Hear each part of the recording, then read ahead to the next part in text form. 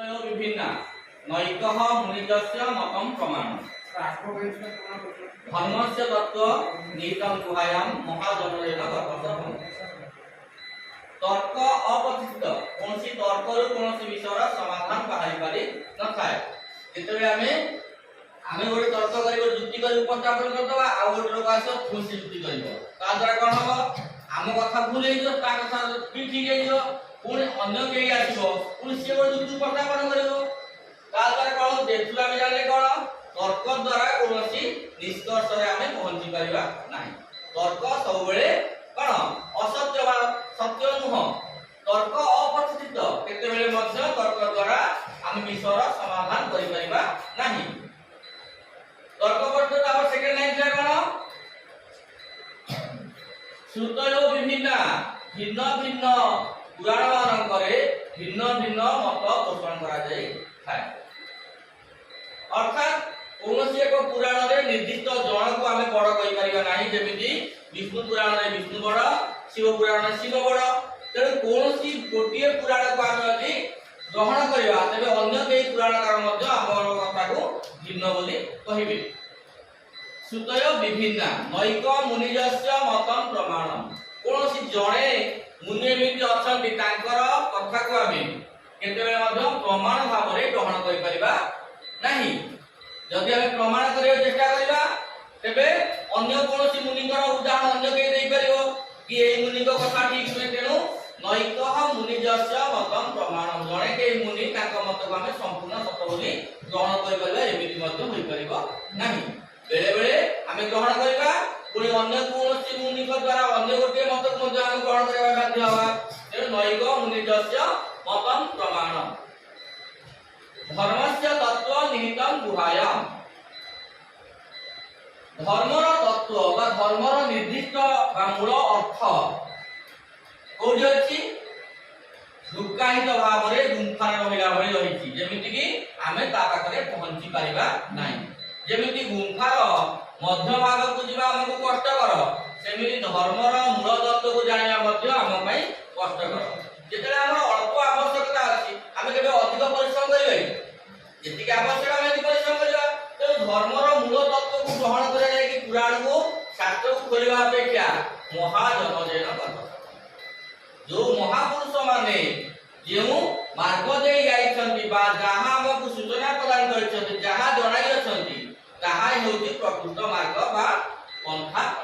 जो युधिष्ठिर को दक्ष चारोटी प्रश्न पचाइथिला तारे द्वितीय प्रश्न थिला कह पंथा अर्थात मार्ग कोन हमकु मार्ग कहबा करे महाजनजन जेन गतस पंथा। जेतेबेले महापुरुष माने जेउ मार्ग दे जाइछन्ति सफलता पाइछन्ति आमे मध्ये सेही मार्ग दे जिबा सफलता पाइबा। तेणु हमकु अल्प जिनिस पई अधिक परिश्रम करियार आवश्यकता रहिबो नाही।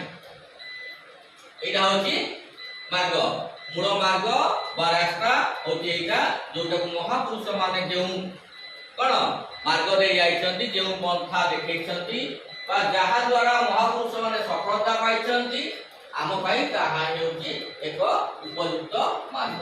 दक्षर द्वितीय प्रश्नर समाधान। चतुर्थ प्रश्न थिला कोन उथि विभाण्डम गगन विधानम सूर्याग दिनरात्रं निबंधनेन मासत्तु दर्भी परिवर्तनेन भूतानि काल पद्धतिति वार्ता।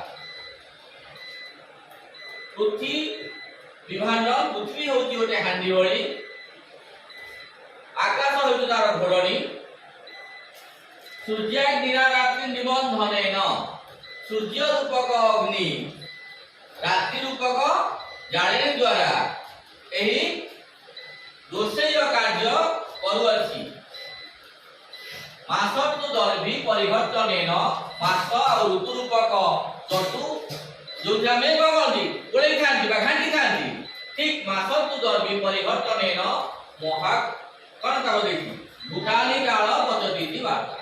ए भूत बा प्राणी मानंकु के घांटुची महाकाल बा समय रूपक महाकाल एही प्राणी मानंकु जेमति रोषेई करा भଳି जेमति रोषेई कले प्रथम सिद्ध होई नथाय प्रथम कोन थाय कंचा परिवा थाय धीरे धीरे ता पक्वता आड़ गति करे नहीं ठीक से महाकाल से हाथी भितर प्राणी मानक घाटुची आते शेष हो जाए रोषे सरला आम उठे दौरान हाथी टाक बाहर कर दौरान ठीक से जिते आमर समय शेष होम जमालय को जाऊँगी कौन गोटे पृथ्वीर वार्ता गोटे खबर आज खबर खबर कौन समर पराणवती आम समस्त दिने शेष हो निशेष हो प्रथम आसवा जमी रोषे कार्य आरंभ होता है रोषे कार्य सरी जाए साधारण परिवार जमी पक्वतार परिवर्तन होगापर आम